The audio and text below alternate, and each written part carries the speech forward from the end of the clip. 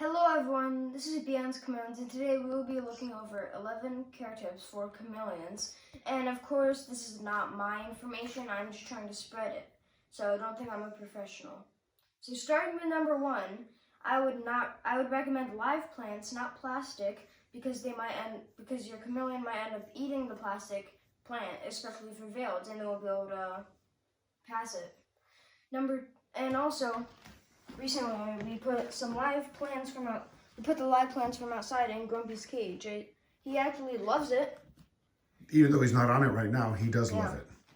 So we're talking about Grumpy on the left-hand side, right? Because I've got camera in both cages.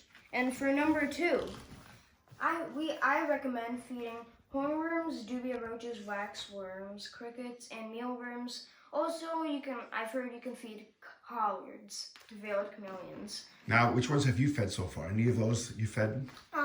So of course I'm trying to spread the information, but I've heard it is good to feed them dubia roaches. I fed them hornworms, waxworms, crickets, and a lot of mealworms. And do we have any hornworms in there right now on display? I think Grumpy ate them. He already ate them? Yeah, they're on the branch. And they barely even move, so it's impossible they would have fell. Got a hell of an appetite. We just put those there 2 seconds ago. Okay, so number 3, this is very important. You can still keep them together. If you have 2 chameleons, you can keep them together as babies, but once they become juvenile sized like ours, you gotta split them up because they can start fighting each other and they could get injured. And also for number 4, get lots of plants to make sure the chameleons feel safe and have places to hide or they can get stressed. And for a chameleon getting stressed, that could be very bad for their health. Number 5, when they're shedding, do not help them shed because you might pull off a piece of skin. Ow. Are they shedding right now?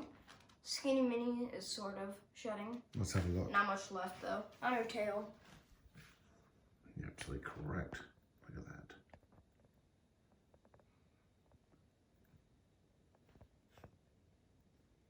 And for number 6, do not put this is very, very important. Do not just put a water bowl in the chameleon's cage and expect them to drink out of it, because they do not drink or eat still water or dead bugs, because they won't eat it because it's not moving. Wait a minute, you said you want to buy dead cockroaches for them.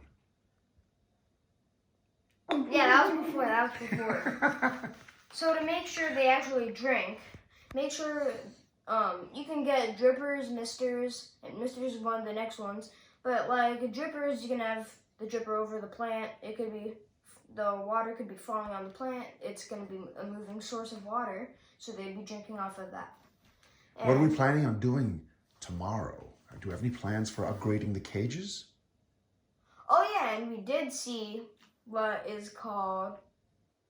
I forgot.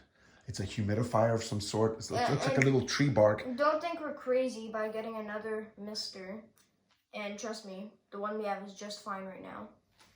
So for number 7, get a mister for a chameleon to water live plants and keep the chameleon hydrated. And if you've seen our other videos, we've been through a lot of misters that haven't worked for us.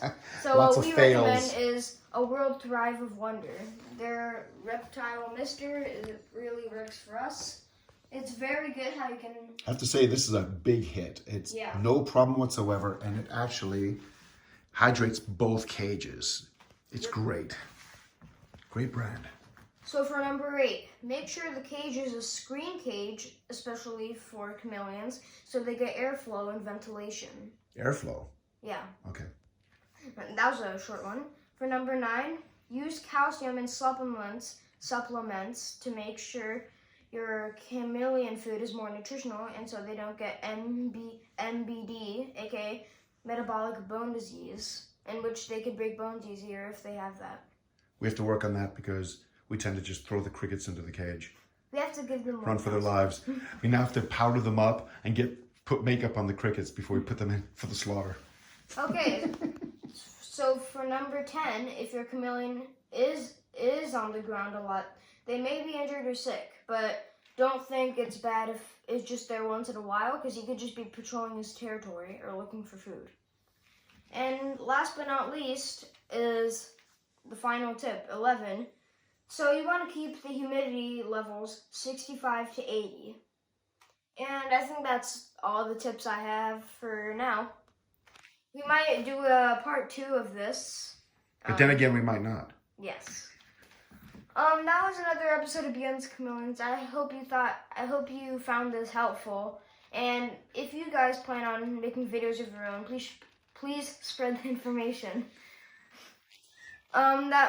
If you like our content, please subscribe. Bye. Stop following me. Do that.